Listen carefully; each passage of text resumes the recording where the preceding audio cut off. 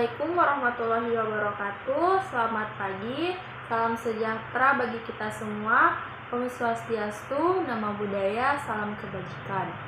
Perkenalkan, kami dari kelompok 7 ingin mempresentasikan hasil kerja kelompok kami yang berjudul Sistem Peredaran Darah pada Manusia dan Hewan.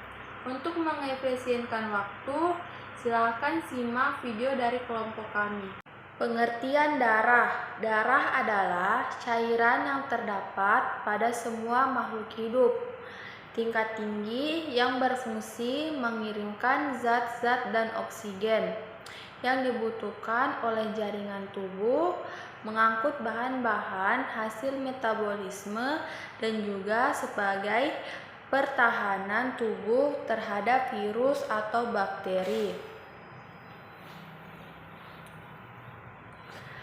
Darah mempunyai beberapa fungsi sebagai berikut. Yang pertama, mengedarkan sari makanan ke seluruh tubuh yang dilakukan oleh plasma darah. Yang kedua, mengangkut sisa oksidasi dari sel tubuh untuk dikeluarkan dari tubuh yang dilakukan oleh plasma darah. Karbon dioksida dikeluarkan melalui paru-paru, urea dikeluarkan melalui ginjal. Yang ketiga, mengedarkan hormon yang dikeluarkan oleh kelenjar buntu yang dilakukan oleh plasma darah.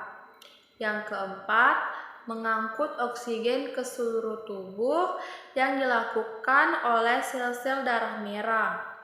Yang kelima, membunuh kuman yang masuk ke dalam tubuh yang dilakukan oleh sel darah putih. Yang keenam, menutup luka yang dilakukan oleh keping-keping darah. Yang ketujuh, menjaga kestabilan tubuh. Baik, saya akan melanjutkan materi dari teman saya, yaitu selanjutnya sistem peredaran darah. Jadi, sistem peredaran darah adalah suatu sistem organ yang berhubungan dalam pergerakan darah di dalam peredaran darah dan juga perpindahan darah dari satu tempat ke tempat yang lain. Nah, sistem peredaran darah memiliki beberapa fungsi, yaitu yang pertama, mengangkut zat makanan atau nutrien, di mana darah mengangkut zat makanan atau nutrisi yang sudah dicerna dari usus menuju ke seluruh jaringan tubuh. Kemudian yang kedua yaitu mengangkut zat ampas, di mana darah mengangkut zat sisa metabolisme tubuh yang sudah tidak digunakan menuju ke alat pembuangan. Yang ketiga yaitu mengangkut oksigen dari paru-paru atau insang, salah satu sistem pernapasan hewan, menuju ke seluruh jaringan tubuh. Begitupun sebaliknya. Kemudian yang keempat yaitu mengangkut dan mengedarkan hormon dari kelenjar di sistem endokrin menuju ke sel atau organ sasaran. Kemudian yang kelima yaitu mendistribusikan panas atau suhu tubuh dari sumbernya ke seluruh bagian tubuh. Alat-alat peredaran darah. A. Jantung. Jantung adalah organ peredaran darah yang berfungsi untuk memompa darah ke seluruh tubuh. B. Pembuluh darah. Yang pertama, pembuluh nadi atau arteri. Arteri adalah pembuluh yang mengangkut darah dari jantung ke seluruh tubuh. Kedua, pembuluh balik atau pena. Pena adalah pembuluh yang mengangkut darah dari seluruh tubuh menuju jantung. Ketiga, pembuluh kapiter. Pembuluh kapiter adalah pembuluh halus yang terdapat di berbagai organ tubuh. Dindingnya tipis dan pada pembuluh ini terjadi pertukaran O2 dan CO2. Baik, materi selanjutnya yaitu jenis-jenis peredaran darah. Yang pertama, sistem peredaran darah terbuka dan tertutup. Sistem peredaran darah terbuka adalah sistem peredaran atau distribusi darah ke seluruh tubuh atau jaringan yang tidak selalu melewati pembuluh darah. Dalam sistem peredaran darah terbuka, tidak dapat dibedakan antara darah dan cairan interstisial. atau cairan yang mengisi ruang trasel karena tercampur, misalnya pada belalang. Sistem peredaran darah tertutup adalah sistem peredaran darah ke seluruh tubuh melalui pembuluh-pembuluh darah.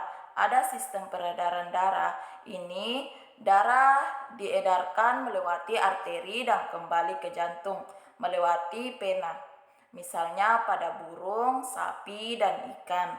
Yang kedua yaitu sistem peredaran darah tunggal dan ganda. Sistem peredaran darah tunggal adalah sistem peredaran darah yang melewati jantung hanya sekali, misalnya pada ikan. Sistem peredaran darah ganda adalah sistem peredaran darah yang melewati jantung 2 kali, misalnya kucing, ayam, dan kadal. Baik, materi selanjutnya akan dilanjutkan oleh teman saya.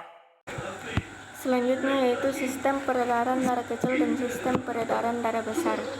Sistem peredaran darah kecil atau sirkulasi paru-paru adalah sistem peredaran darah dari jantung ke paru-paru dan kembali ke jantung. Darah yang miskin oksigen atau darah anoksi keluar dari bilik kanan jantung menuju ke arteri pulmonalis lalu menuju ke paru-paru. Sistem peredaran darah besar atau sirkulasi sistematik adalah sistem peredaran darah dari jantung ke seluruh tubuh dan kembali ke jantung. Darah yang kaya oksigen dari bilik kiri jantung akan dialirkan ke seluruh tubuh melalui arteri. Arteri ini akan bercabang-cabang menjadi arteriol dan kemudian menjadi kapiler-kapiler darah yang akan mensuplai oksigen dan zat-zat lain ke dalam sel-sel tubuh. Kemudian CO2 dari sel-sel tubuh akan berdifusi ke dalam kapiler darah menuju ke vena cava lalu masuk ke serambi kanan jantung. Demikianlah hasil presentasi dari kelompok kami. Kurang dan lebihnya mohon dimaafkan. Wabillahi taufiq wal hidayah. Wassalamualaikum warahmatullahi wabarakatuh.